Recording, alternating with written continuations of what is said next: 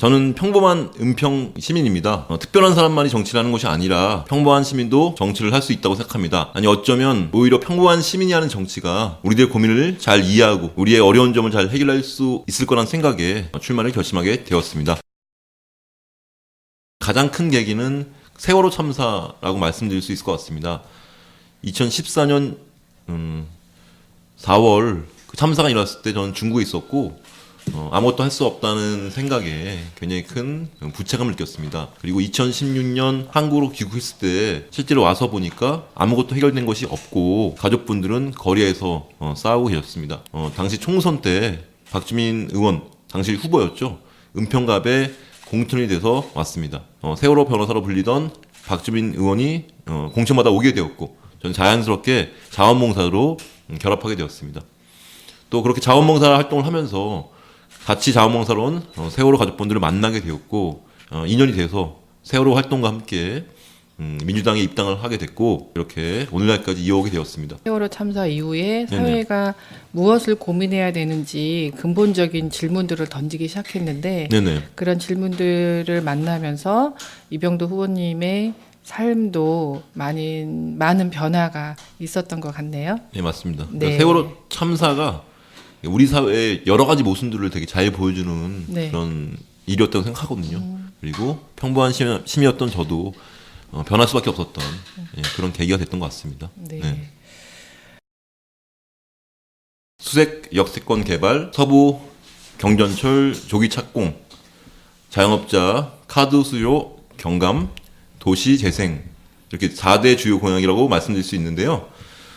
그런 것들이 이제 실제로 어떻게 진행되느냐 내용이 중요할 것 같습니다. 그래서 일례로 수색 역세권 개발 같은 경우에는 그 어떤 방식으로 개발되느냐 또 누구를 위한 개발이 되느냐에 대한 것들이 담겨 있는 공약이라고 생각하시면 되겠습니다. 자영업자분들을 만나서 말씀을 나눠보면 실제로 저희들이 생각하는 것보다 이 카드 수수료 때문에 굉장히 많은 부담을 느끼고 계시더라고요. 현재 저희들이 알고 있기는 1.5%에서 2% 정도의 카드 수수료를 이제 내신다고 생각하고 있는데요. 실제로 말씀을 나눠보면 훨씬 더 그것보다도 실제적으로 내시는 부담률은 높더라고요. 카드에서의 그런 포인트 같은 것도 자영업자분들께서 부담하셔서 실제 부담률은 3%를 상회한다고 하더라고요. 그래서 거기서 이제 출발을 했고 또 이것은 이제 저 혼자만 할 수 있는 것은 아니고 서울시와 함께 그런 부담들을 좀 더 덜어드리는 게 굉장히 필요한 일이라고 생각을 했습니다. 그래서 공약을 넣게 됐습니다. 네. 제가 듣기로도 그 자영업 하시는 분들이 이제 임대료보다 더 많이 내는 게 카드 수수료라고 얘기를 들었어요. 네, 맞습니다. 예, 그래서 굉장히 중요한 문제라고 이야기를 들었는데 후보님께서 굉장히 좋은 공약을 이번에 채택하신 것 같네요. 네. 이제 수색 역세권 개발이 일단 가장 큰 이슈라고 볼 수 있는데요. 네. 대형 개발 이슈인데 10여 년 전부터 분명히 이제 계획이 돼 있었고 이제 추진의 필요성들이 얘기돼 왔고 또 이제 지역민들의 기대도 많았었는데 여전히 오랜 시간이 지나도록 구체적인 어떤 모습이 보이지 않아서 많은 분들이 궁금해하시고 또 답답해하시고 계십니다. 반드시 그 수색 역세권 개발들이 이루어져야 될 거라고 생각하고요. 보다 중요한 것은 그런 개발의 방향들이 어떤 방향으로 이루어질 것인가 하는 것들이라고 생각합니다. 개발의 과정에서 소외된 사람들이 없고 개발로 인한 혜택과 이익들이 좀 소수에 편중되지 않는 그런 방향으로 진행돼야 될 것 같다고 생각합니다. 일단 신사동에 산세마을이라고 하는 곳이 있습니다.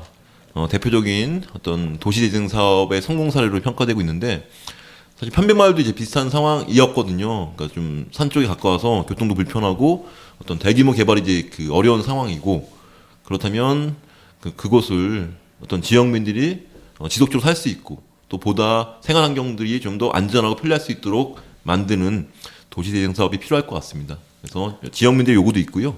또 필요할 것 같다는 생각에 공약에 넣게 됐습니다. 저희가 출마하는 5개 동 중에서 가장 많은 인구를 갖고 있는 곳이 역촌동입니다. 네. 근데 역촌동 주민센터 자체가 좀 협소해요. 네. 그래서 주민들이 이제 굉장히 불편함을 느끼시고 계시고 또 지역 여러 자치 활동들을 이제 하고 계신데 공간의 어떤 어려움 때문에 좀 불편한 점이 있거든요. 그리고 마침 주민센터 부지 뒤편에 공용 주차장이 있고요.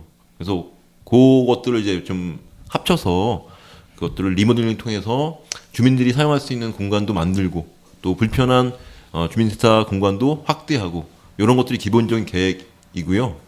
그런 과정에서 실제로 이제 주민들에게 필요한 공간이 어떤 공간인가, 어떤 것들이 필요한가 이런 것들을 좀 의견 수렴을 해서 주민들에게 도움이 될 수 있는 공간으로 리모델링을 하면 좋지 않을까라는 생각들을 갖고 있습니다. 저도 평범한 시민으로 봤을 때 사실 서울시 의회가 하는 역할들을 잘 몰랐었거든요. 근데 이제 제가 좀 관심을 갖고 보니까 생각보다는 되게 많은 일들을 하고 계시더라고요. 네. 되게 바쁘시고 공부도 많이 하시고. 근데 이제 그럼에도 불구하고 우리 평범한 시민들의 입장에서 보면 이분들이 어떤 일을 하는지 모르고 있고 소통이 잘 안 됐다는 생각이 들어요. 보다 주민들과 좀 더 많은 얘기들을 해야 될 필요성이 있는 것 같습니다. 뭐 다들 마찬가지겠지만 본인 스스로 자기의 장점을 얘기하는 게 굉장히 쑥스러운데요. 두 가지를 말씀드리고 싶습니다. 첫 번째는 정치 신인이라는 점. 현실 정치에 묻지 않고 또 지역의 여러 가지 어떤 기득권과 관계가 있지 않기 때문에 정말 주민들이 필요한 것들, 또 소신을 갖고 추진할 수 있는 이런 정치 신인이라는 점, 이런 것들이 저의 장점이라고 말씀드리고 싶고요. 두 번째는 소통하고자 하는 마음들. 소통의 기본은 일단 듣는 것이고요. 그리고 아무리 들어도 자기의 어떤 생각만 고집해서는 안 되지 않습니까? 그래서 저는 유연한 사고를 갖고 있다고 감히 말씀드리겠습니다. 그래서 저와 다른 의견이라고 하더라도 그걸 들을 수 있고 또 제 생각과 다르더라도 그것들을 받아들일 수 있는 그런 유연한 사고, 이것들을 저의 장점이라고 말씀드리고 싶습니다. 뭐 어떻게 보면 백지니까요. 네. 더 좋은 것들을 빨아들여야 되고 네. 그만큼 노력을 많이 해야 되겠다는 생각을 하고 있습니다. 네, 그렇게 네. 하겠습니다. 네. 세상을 바꾸는 가장 큰 힘은 우리들의 관심과 참여라고 생각합니다. 정치는 불신, 정치는 무관심 굉장히 많은 걸로 알고 있습니다. 하지만 가만히 있어서는 바뀌지 않는다고 생각합니다.